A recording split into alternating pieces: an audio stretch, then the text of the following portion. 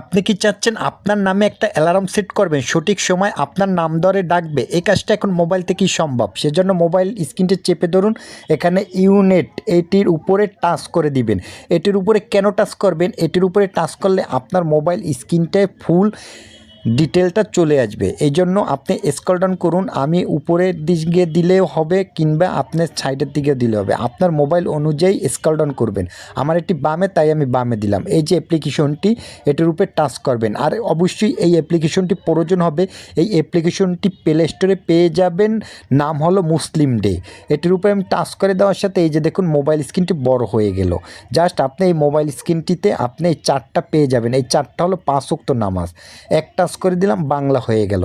এখন আর এক টাচ করে আমি অ্যাপ্লিকেশনের ভিতরে চাইলে ঢুকে যেতে পারবো। অবশ্যই এটি আরেকটু আমি বড় করে দিচ্ছি। এই অ্যাপ্লিকেশনটির নাম মুসলিম ডে। এখান থেকে আপনি ইসলামিক কালচার যতগুলো দোয়া সব কিছু পেয়ে যাবেন, নামাজ শিক্ষার সব কিছু পেয়ে যাবেন।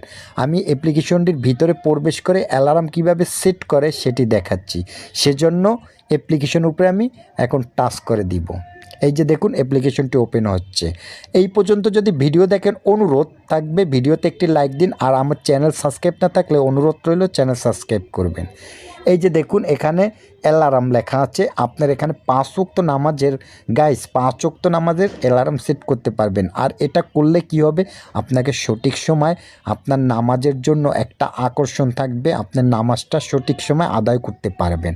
কাজের যখন আমরা বিজি থাকি, অবশ্যই অ্যালার্মটা সেট করলে আমাদের জন্য অনেকটাই আমাদের হেল্পফুল হবে। সেজন্য আপনি অ্যালার্মটা সেট করে নিতে পারেন। আবারও আমি বলে দিচ্ছি, আপনি চাইলে এখান থেকে আপনার নামের অ্যালার্ম সেট করতে পারবেন। এই যে দেখুন 5 ওয়াক্ত, এই যে দেখুন ফজর, জোহর, আসর সবগুলো এখানে আছে। এবং শুধু এই অ্যাপ্লিকেশনটি এগুলো না, এই অ্যাপ্লিকেশনটি আপনার দৈনিক জীবনে ইসলামিক কালচার যতগুলো সূরা, যতগুলো প্রয়োজনীয় জিনিস আছে সব কিছু আপনি জানতে পারবেন। আশা করি ভিডিও ভালো লাগলে শেয়ার করবেন।